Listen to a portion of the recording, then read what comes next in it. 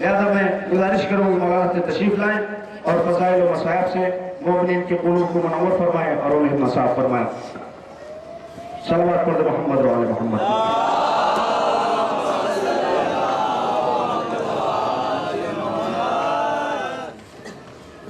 لا حول ولا قوة إلا بالله العلي العظيم. أعوذ بالله من الشيطان اللعين الرجيم. بسم الله الرحمن الرحيم.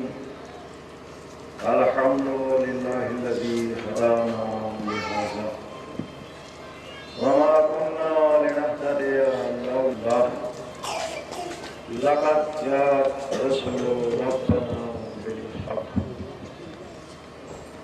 والصلاة والسلام على رسوله الكريم وعلى أهل بيته الطيبين الطاهرين المعصومين المنتقبين المنتجبين المظلومين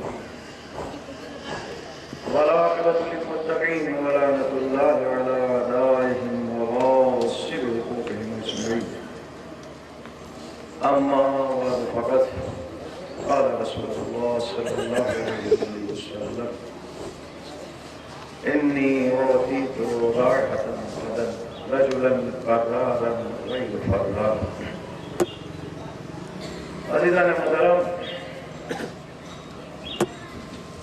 ابھی کچھ دیر پہلے مولانا نے 18 بنی ہاشم کا تعارف کروایا اور اس بات کے اوپر بھی زور دیا کہ لوگ گھروں میں بیٹھے ہیں لیکن جلوس میں جس طرح حاضری ہونا چاہیے حاضری نہیں دے رہے. عزیزو، یہ عزاداری ایک رسم نہیں ہے، ایک تہوار نہیں ہے. عزاداری ہمارا دین ہے، عزاداری ہمارا ایمان ہے، عزاداری ہماری بقا ہے، عزاداری ہماری روح اور جان ہے. اس وقت اگر یہ قوم دنیا میں پہچانی جاتی ہے تو صرف عزاداری کی وجہ سے. جس طریقے سے پروردگار عالم نے عزاداری اور عزاداروں کو محفوظ کر کے رکھا ہے اور آپ کو صرف اور صرف پیدا اسی لیے کیا ہے کہ آپ عزاداری کریں اور عزادار بنیں. لیکن ہر مسلمان کے اوپر صرف ایک ذمہ داری ہے. اللہ نے انسانوں کو پیدا کیا تو اعلان کیا وَمَا خَلَقْتُ الْجِنَّ وَالْإِنسَ إِلَّا لِيَعْبُدُونِ. ہم نے جن اور انس کو عبادت کے لیے پیدا کیا ہے. لیکن جب عزاداروں کو پیدا کرنا ہوا تو پروردگار عالم نے رسول اللہ سے کہا یا رسول اللہ اپنی بیٹی سے کہہ دیجئے پریشان نہ ہو، میں قوم کو پیدا کروں گا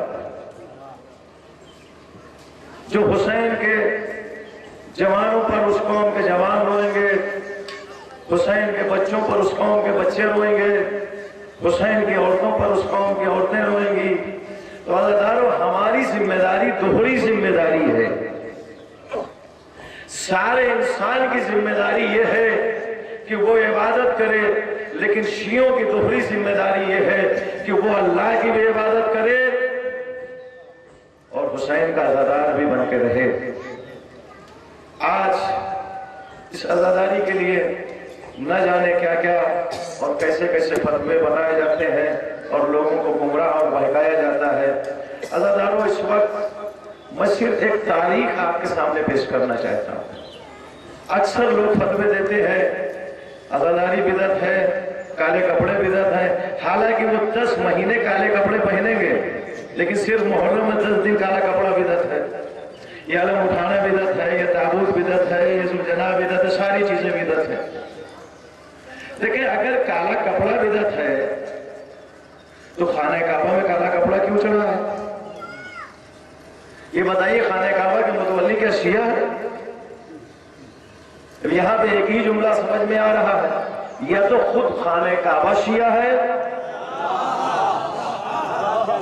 اور یا تو اس پہ کالا کپڑا چڑھانے والے بدعت کر رہے ہیں. تو حضور والا اس आजादारी के लिए न जाने क्या क्या लोग करते हैं। इस वक्त सिर्फ मैं एक तारीख आपके सामने पेश करना चाहता हूं। हमारे हर जुलूस में अलम आगे आगे होता है, ये अलम है क्या? हजरत आदम अलैहिस्सलाम की पेशानी पर जब परवरदिगार आलम ने पंजतन के अनवार को चमकाया, उससे पहले हजरत आदम की पुष्ट में ये अनवार चमक रहे थे। तो हजरत आदम ने क्या देखा कि हजरत आदम की पुष्ट की तरफ फरिश्तों की एक कतार लगी हुई है। कहा माबूद, ये फरिश्ते तो मेरे आगे खड़े होना चाहिए, ये पीछे क्यों खड़े हैं? कहा ये तुम्हारी वजह से नहीं खड़े हैं, ये जो तुम्हारी पुष्ट में पंजतन के अनवार हैं उनकी ज़ियारत करने के लिए खड़े हैं। तो कहा माबूद, क्या ऐसा नहीं हो सकता कि मैं खुद इनकी ज़ियारत करूं? तो परवरदिगार आलम ने पंजतन के अनवार को हजरत आदम के दाहिने हाथ की उंगलियों में करार दिया। 5 उंगलियां पंजतन के अनवार। अब हजरत आदम ने जैसे ही पंजतन के अनवार को देखा, एक मर्तबा तस्बीह और तहलील करने लगे। जैसे ही तस्बीह और तहलील करके फारिग हुए, अल्लाह ने कहा, ए आदम, मैं तुम्हारी इस तस्बीह को रायगा नहीं जाने दूंगा। कहा माबूद, इसकी जजा क्या है? कहा परवरदिगार आलम ने कहा, ए आदम, मैं इसकी जजा तुमको आज नहीं दूंगा बल्कि रोज़े महशर दूंगा। कहा वो रोज़े महशर जजा कौन सी होगी?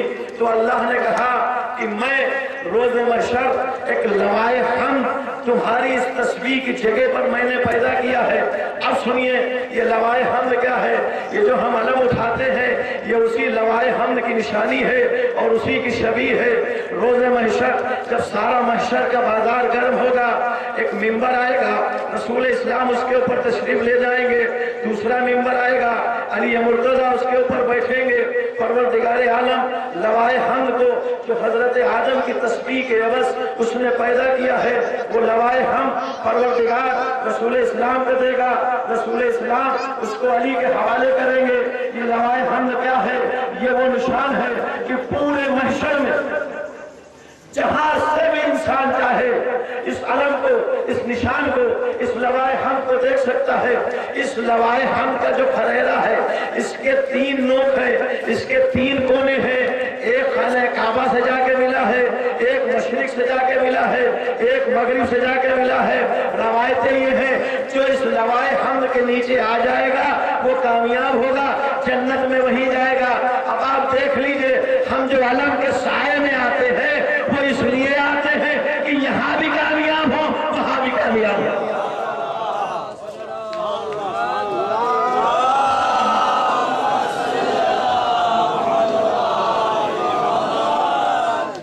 रसूल इस्लाम इस अलम को अली के हवाले करेंगे, अली इस अलम को बुलंद करेंगे और बुलंद करने के बाद आवाज देंगे कि जिसको भी इस परचम के नीचे आना है वो आ जाए।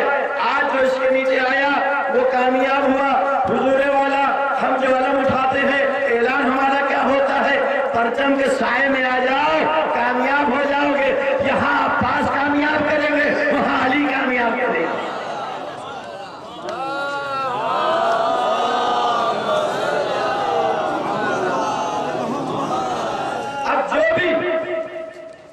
इस परचम के नीचे आया वो कामयाब हुआ। दुनिया में आलम कब आया? सबसे पहले इस अलम को जंगे बदर में रसूल इस्लाम ने तैयार करवाया। जब ये परचम तैयार हो गया तो इस परचम के ऊपर रसूल इस्लाम ने रिसालत के एजाज से अपनी अंगुश्त मुबारक से लिखा था, नस्रुम मिनल्लाह व फतहुन करीब। जंग बदर में यही परचम था, उहद में यही परचम था, खंदक में यही परचम था। हर जंग में ये परचम अली के हवाले रहा। जब तक अली रहे, अली परचमदार रहे। जब अली और रसूल इस दुनिया से चले गए, ये परचम मुंतकिल होके आया हुसैन और अब्बास के पास। अब समझ में आया कि अलम वो है जिसकी खिलकत आदम से है और जिसकी इंतहा रोज़े महशर होगी। ये अलम बिदअत नहीं है, ये तो अल्लाह की भी सुन्नत है, फरिश्तों की और मलाइका की भी सुन्नत है। रसूल इस्लाम ने इस अलम को अली के हवाले किया। अली के बाद ये अलम हुसैन के हाथ में حسین نے کربلا کے میدان میں یہ علم عباس کے ہاتھوں میں کیا. اب آپ سنیے, دنیا میں جتنے بھی نبی آئے, جب تک نبی زندہ رہے ان کا معجزہ باقی رہا. حضرت موسیٰ آئے, جب تک موسیٰ زندہ رہے عصا کرشمہ دکھاتا رہا. موسیٰ چلے گئے, عصا باقی تھا, کرشمہ نہ دکھا سکا. عیسیٰ آئے, جب تک عیسیٰ زمین پر رہے مردوں کو زندہ کرتے رہے, بیماروں کو شفا دیتے رہے. عیسیٰ چلے گئے, اس کے بعد نہ کوئی مردوں کو زندہ کرنے والا ہوا, نہ کوئی بیماروں کو شفا دینے والا ہوا. جتنے بھی نبی آتے رہے معجزہ لاتے رہے. سارے نبی جیسے ہی جاتے ہیں معجزہ ساتھ میں چلا جاتا ہے. علم کا کتنا بڑا معجزہ ہے. عباس کو گئے ہوئے 1400 سال ہو گئے. عباس نے اس علم کو ایسا اٹھایا کہ دونوں بازو کٹ گئے, لیکن علم اتنا بلند ہوا کہ قیامت تک عباس کے 2 بازو نے کٹ کے ہزاروں بازو پیدا کر دیے. قیامت آ جائے گی, علم جھکے گا نہیں.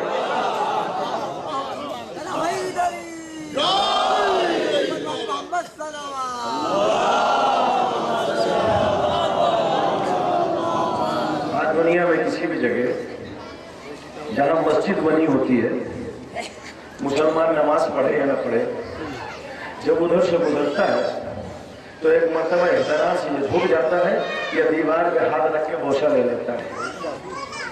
بھیا یہ تو دیوار ہے, پتھر کی ہے, اینٹے کی ہے, سیمنٹ کی ہے.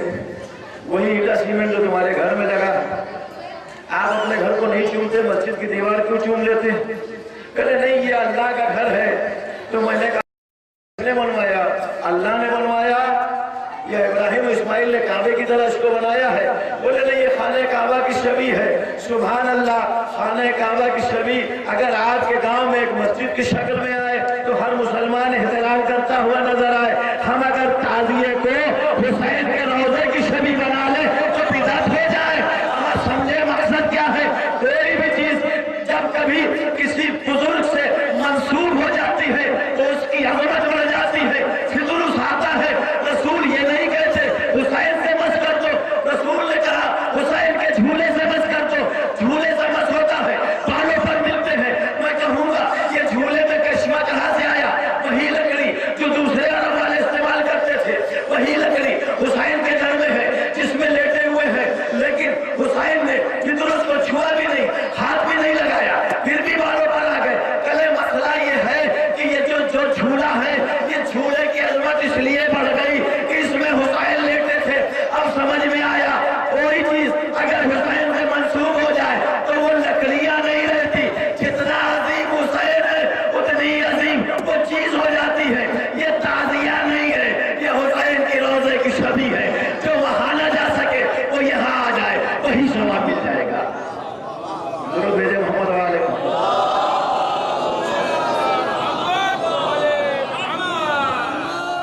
سارے ہمارے تبرکات جو ہے اس بات کی نشانی ہے, یہ جس چیز سے منسوب ہوئے ہیں اس میں اس کی عظمت ہے, ان کی عظمت نہیں ہے.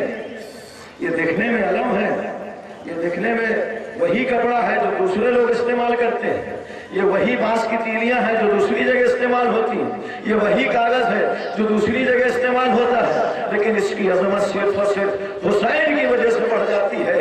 عزادارو, حضرت عیسیٰ مسیح مردوں کو زندہ کرتے تھے, یہ ان کا سب سے بڑا معجزہ تھا. لیکن عیسیٰ مسیح کے جانے کے بعد کوئی مردہ دوبارہ زندہ نہیں ہوا. یعنی عیسیٰ مسیح کا معجزہ ان کی دنیا تک, زندگی تک محدود رہا. حسین کتنا بڑا عظیم ہے, 1400 سال پہلے گیا, چند قطرے خون زمین کے اوپر پڑ گئے تو اس زمین کو خاک شفا بنا دی. اب قیامت تک اس خاک کو استعمال کرتے رہو گے, حسین شفا دیتا رہے گا.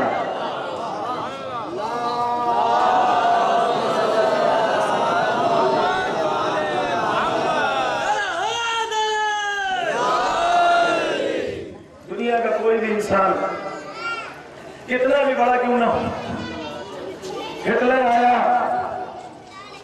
دوسرے بڑے بڑے لوگ آئے, ایک سے ظالم و جابر لوگ آئے, بڑی طاقتیں لے کر آئے, دنیا کی قوت لے کر آئے،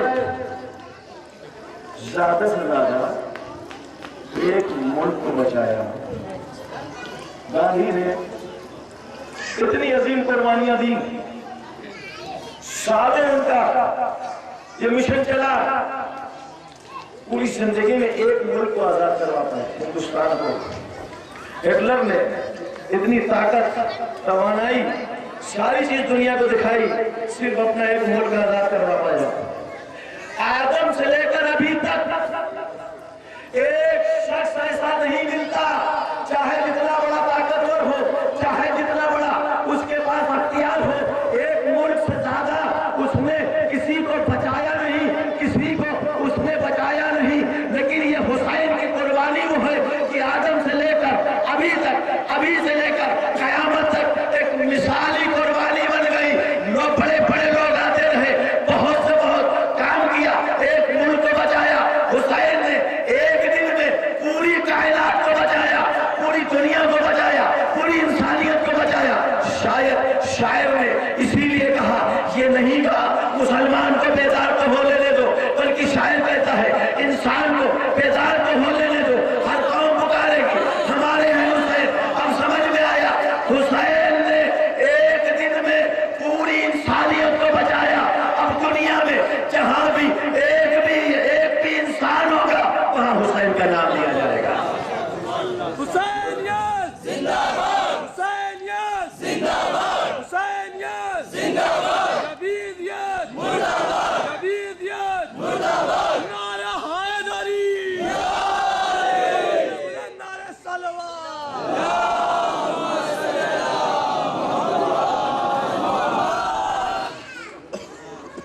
پروردگار عالم نے قرآن مجید میں ہم کو ایک درس دیا ہے، حل جزاء الاحسان الا الاحسان۔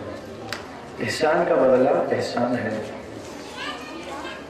آپ انصاف سے بتائیں، ہم اگر کسی کے احسان کا بدلہ دیتے تو کس طرح سے دیتے تھے؟ اپنی اوقات کے اعتبار سے، اپنی طاقت کے اعتبار سے، اپنے اختیار کے اعتبار سے، اپنی توانائی کے اعتبار سے۔ حسین نے کیا کیا؟ حسین نے کعبے کی عظمت بچائی، حسین نے قرآن بچایا، حسین نے شریعت بچائی، حسین نے رسالت بچائی، حسین نے وحدانیت کے کلمے کو بچایا۔ جو خدا ہم کو یہ حکم دے کہ جب تمہارے اوپر کوئی احسان کرے تم اس احسان کا بدلہ دو، انصاف سے بتاؤ، خدا کی وحدانیت بچانے والا حسین ہے۔ جو خدا ہم کو حکم دے رہا ہے احسان کا بدلہ احسان سے ہوتا ہے، کیا وہ خدا حسین کے اس احسان کا بدلہ نہیں دے گا؟ حضور والا، ہم اپنا جب بھی بدلہ کسی کو دیتے ہیں اختیار کے اعتبار سے، اوقات کے اعتبار سے، توانائی کے اعتبار سے، طاقت کے اعتبار سے دیتے ہیں۔ خدا کے پاس کیا کم ہے؟ خدا کے پاس کم کیا ہے؟ خالق وہ ہے، اختیار والا وہ ہے، قدرت والا وہ ہے، توانائی والا وہ ہے۔ اب خدا اس کا بدلہ کیسے دے گا؟ حسین نے دنیا میں خدا کی وحدانیت کے کلمے کو محفوظ رکھا، کعبے کی عظمت کو بچایا، قرآن کو بچایا، اسلام کو بچایا، دین کو بچایا، شریعت کو بچایا، رسالت کو بچایا۔ اب خدا جب اس کا بدلہ دے گا تو بدلہ کیسا ہوگا؟ جب تک خدا ہے تب تک حسین ہے، جب تک شریعت ہے تب تک حسین ہے، جہاں رسالت ہے وہاں حسین ہے۔ اللہ نے اس کا بدلہ ایسے دیا، جہاں جہاں خدا کی خدائی ہوگی وہاں وہاں حسین کا نام ہوگا۔ جب تک خدا رہے گا تب تک حسین رہے گا۔ نعرہ تکبیر، نعرہ رسالت، نعرہ حیدری، آواز بلند نعرہ صلوات۔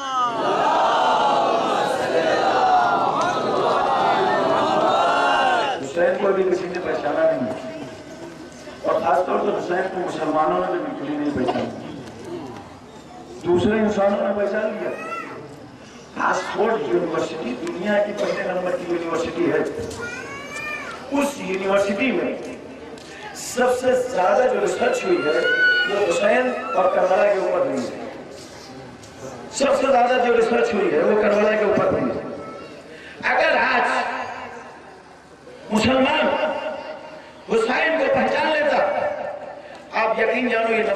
کا جو عالم ہے نا ختم ہو جاتا ہے.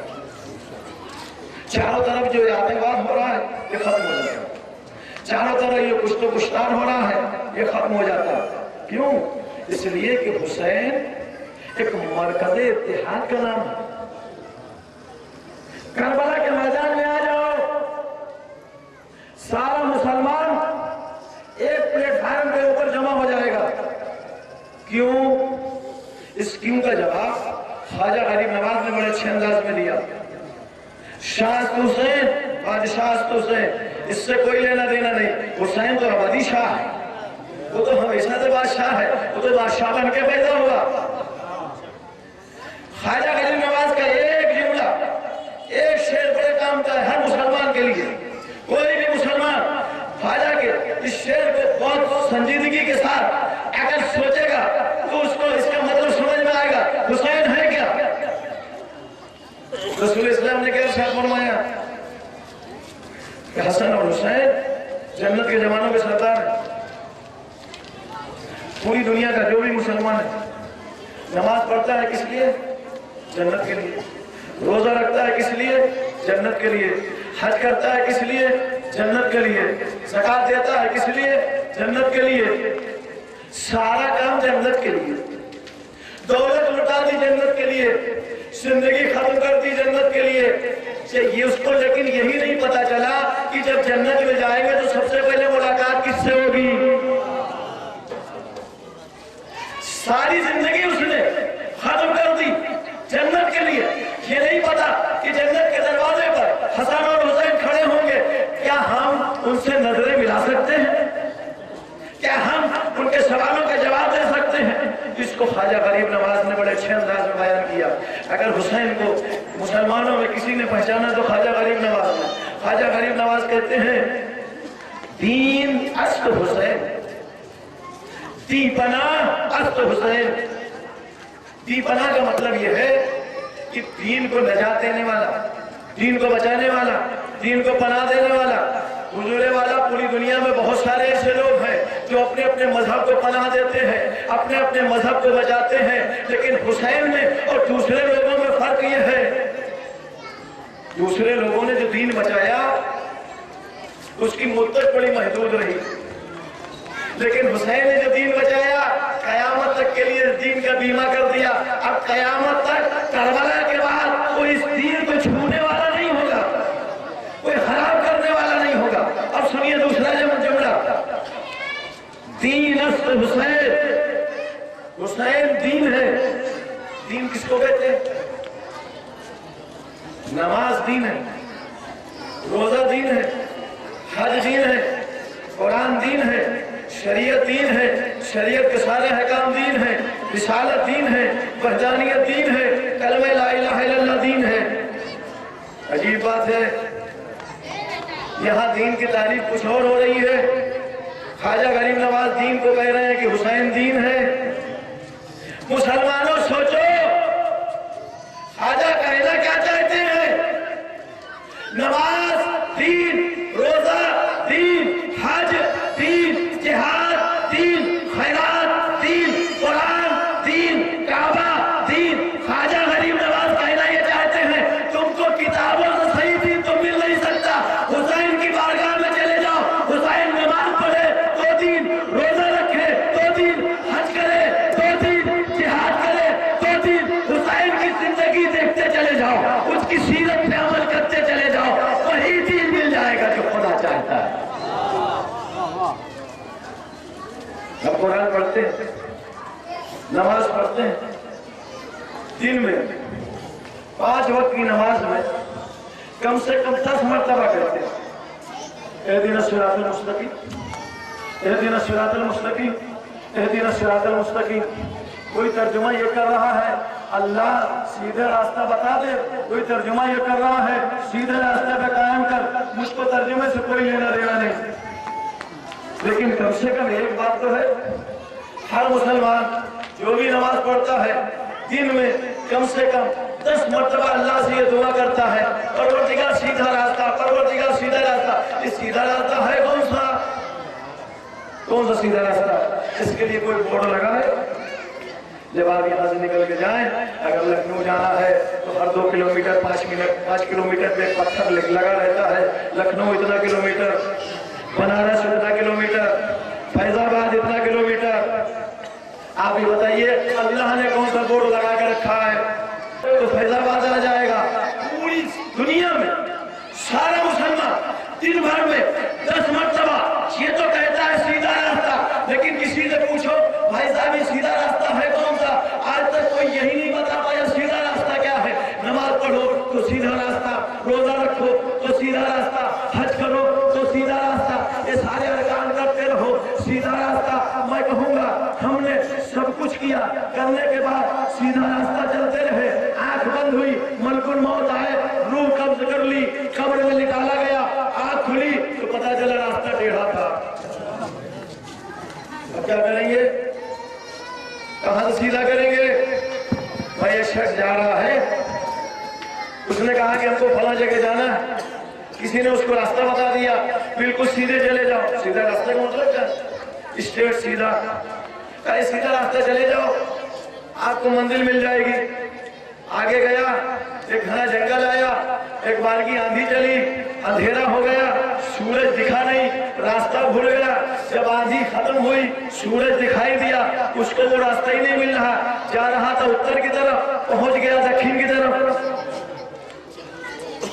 अब वो जब बेरास्ता हुआ, उसने कहा कि ये गलती किसकी है, बोले जिसने रास्ता बताया।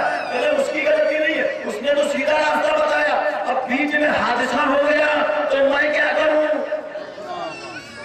सारा मुसलमान जिंदगी भर ये कहता है सीधा रास्ता सीधा रास्ता सीधा रास्ता, तो मुसलमान भटक जाए, कभी ये सीधा रास्ता हाथ से निकल जाए, जा रहा था जन्नत पहुंच गया जहन्नम। कैसे पता चले ये सीधा रास्ता कौन है, तो हुजूर वाला तफसीर देखने की जरूरत नहीं है, किसी से पूछने की जरूरत नहीं है। अल्लाह ने जहाँ इहदिना सिरातल मुस्तकीम कहने का पढ़ने का हुक्म दिया, वहीं पर एक पत्थर लगा दिया। सीधा रास्ता जाने का रास्ता कौन सा है, इहदिना सिरातल मुस्तकीम के आप हुरूफ गिन लीजिए, इहदिना सिरातल मुस्तकीम के पूरे हुरूफ में 12 पता चला, अल्लाह ने रास्ता बता दिया। 12 की पैरवी करोगे तो रास्ता गुमराह नहीं होगा, जन्नत ही पहुंचेगा, अल्लाह से मिल जाएगा। दुरूद भेजे मोहम्मद वाले मोहम्मद।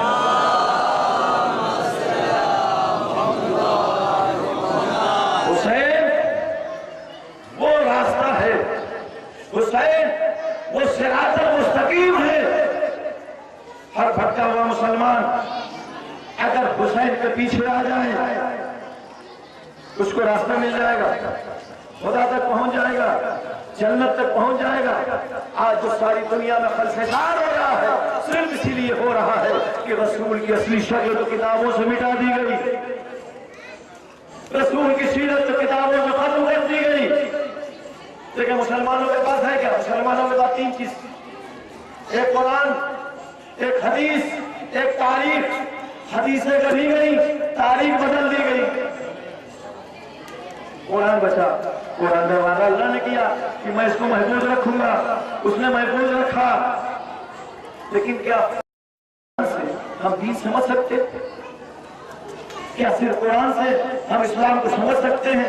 नहीं, बहुत सारी आयतें ऐसी हैं जिसका तर्जुमा तक नहीं लोग कर पाते। अलिफ लाम मीम तर्जुमा करिए, हाम मीम तर्जुमा करिए।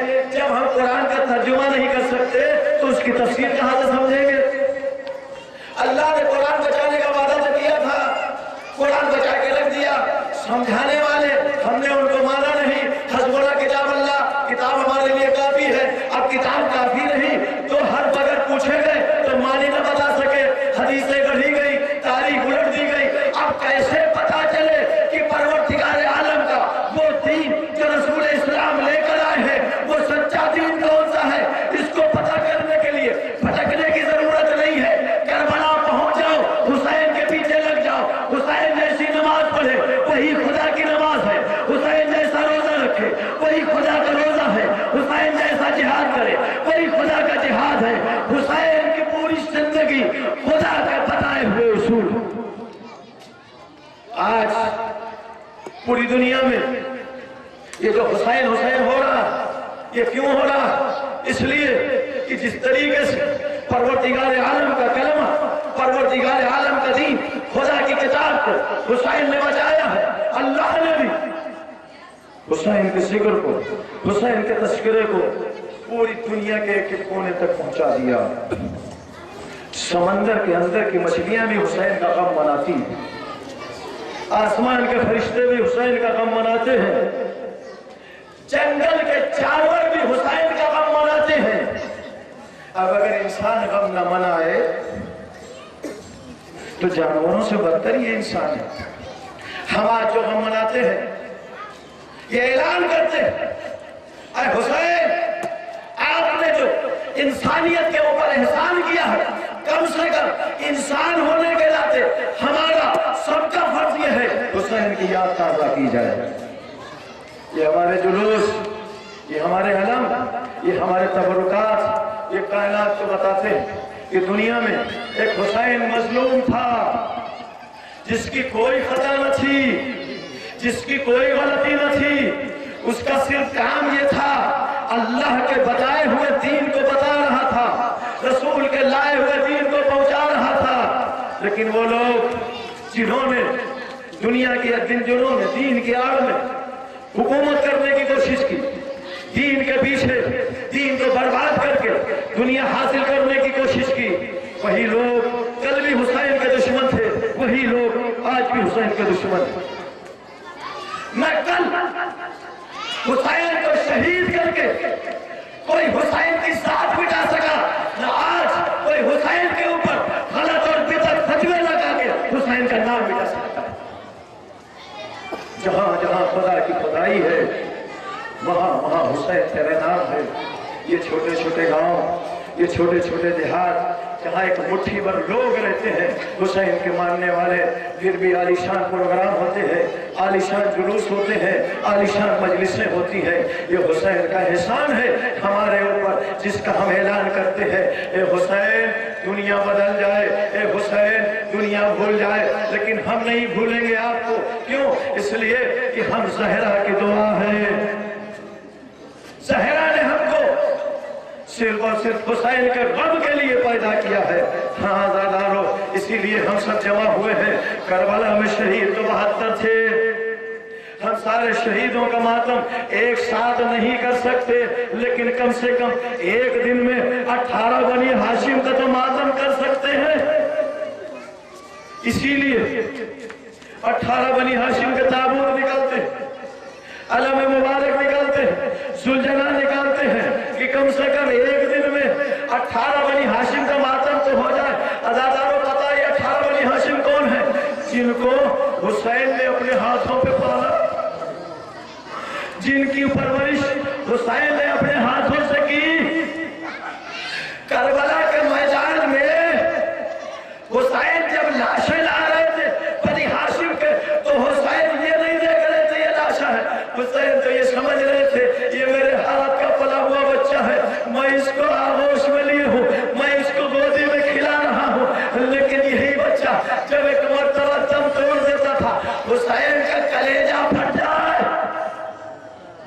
अज़ादारों, करबला की तारीख में 3-4 कुर्बानियां इतनी अहम हैं जिसको कोई भुला नहीं सकता, जिसको कोई फरामोश नहीं कर सकता।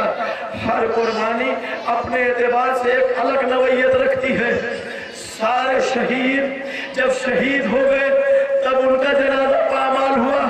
कासिम एक ऐसा शहीद है कि जिसका जिंदगी में लाशा पामाल हो गया। सारे शहीद जब घोड़े से जमीन पे आते थे, जख्मों से चूर होते थे, अरे कोई सहारा देने वाला नहीं होता था, लेकिन जब घोड़े से जमीन पे आते थे कम से कम अपने बाजुओं को तो रोक लेते थे, बाजुओं से अपने जिस्म का सहारा ले लेते थे। हुसैन अब्बास एक ऐसा शहीद है कि जब घोड़े से जमीन पे आ रहा था, मेरे आका के बाजू नहीं थे, किस तरीके से आका ने जमीन के ऊपर अपने जिस्म को रखा होगा। अज़ादारों, करबला के मैदान में एक काफिला गया हुसैन की ज़ियारत करने के लिए। एक जाकिर वहां के ऊपर मौला अब्बास के मसाइब पढ़ रहा था। मसाइब खत्म हुए, رات میں اس نے خواب میں دیکھا شہزادی زہرا آئی ہوئی ہے. شہزادی زہرا کہتی ہے اے میرے بیٹے عباس کے ذاکر، تو نے عباس کے سارے مسائل پڑھے لیکن ایک مسائل تو نے چھوڑ دیا. ذاکر کہتا ہے اے شہزادی کون سی گستاخی ہو گئی ہے، کون سا مسائل چھوڑا؟ تو شہزادی معلوم ہے کیا کہتی ہے، اے ذاکر ذرا سوچ کے بتا، جب کوئی بھی شہید گھوڑے کے اوپر سے گرتا تھا اس کے دونوں بازو رہتے تھے، جب وہ زمین پہ آتا تھا اپنے بازوؤں کا سہارا لے لیتا تھا.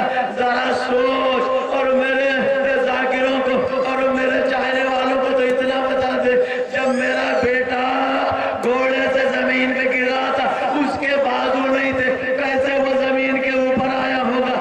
ارے اس کو کوئی تصور بھی نہیں کر سکتا. عزادارو، تیسرا ایک شہید علی اصغر ہے کہ جس کی مثال پوری دنیا میں کہیں نہیں ملتی. جب کوئی میدان میں جاتا ہے، جنگ کرتا ہے، تو اس کو دشمن مارتے ہیں، وہ شہید ہوتا ہے. آپ نے پوری جناب آدم سے لے کر ابھی تک کائنات کی تاریخ میں یہ کہیں سنا ہوگا، یہ کہیں پڑھا ہوگا کہ 6 مہینے کا بچہ بھی مجاہد ہو، 6 مہینے کا بچہ بھی شہید ہو. عزادارو، بڑے لوگوں نے جنگ کی، بڑی بڑی جنگیں کی، بڑی بڑی جنگیں فتح کی، لیکن علی اصغر جیسی جنگ آج تک کائنات میں کوئی نہیں کر سکا. لوگ اپنے اسلحوں کے زور کے اوپر فتح کرتے ہیں، اسلحوں کے زور کے اوپر دشمنوں کو مارتے ہیں. حسین کی یہ ایک عظیم ایسی قربانی تھی جس نے نہ تلوار اٹھائی، جس نے نہ تو نیزہ پکڑا، لیکن میدان کارزار میں گیا تو پسرے سعد کی پوری فوج ہار گئی. جیسے ہی علی اصغر نے اپنی سوکھی ہوئی کانٹوں پڑی ہوئی زبان کو پڑپڑائے ہوئے ہونٹوں پر پھیرنا شروع کی، پوری پسرے سعد کی فوج منہ پھیر کے کھڑی ہو گئی اور رونے لگی. ایک مرتبہ پسرے سعد نے آواز دی آئینہ آئینہ حرملہ، ایک کا کلام الحسین، اے حرملہ کہاں ہے؟ حسین کے کلام کو قطع کر دے.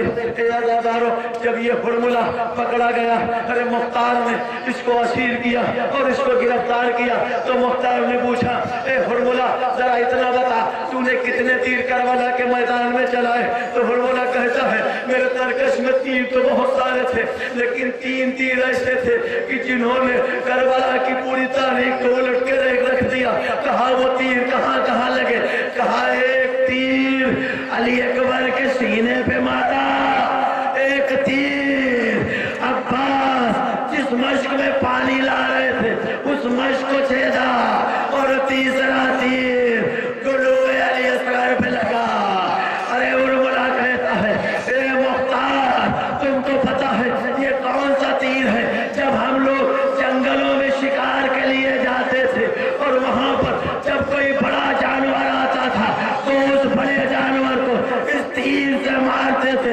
عزادارو، شاید یہی وجہ ہے کہ تیر کی چوڑائی اتنی زیادہ تھی کہ گلوے علی اصغر چھوٹا پڑ گیا. اگر تیر حسین کے بازو میں پیوست نہ ہوتا تو پتہ نہ چلتا علی اصغر کا گلا کہاں گیا، تیر کہاں گیا. شاید اسی منظر کو دیکھ کر رباب برداشت نہ کر سکی. جیسے ہی حسین نے علی اصغر کو رباب کی آغوش میں دیا، ایک مرتبہ رباب نے آسمان کی جانب دیکھا. اے میرے معبود، کیا اتنے چھوٹے بچے بھی نہل کیے جاتے ہیں؟ علی اصغر کا گلا چھدا نہیں، تیر سے کٹ گیا. اللہ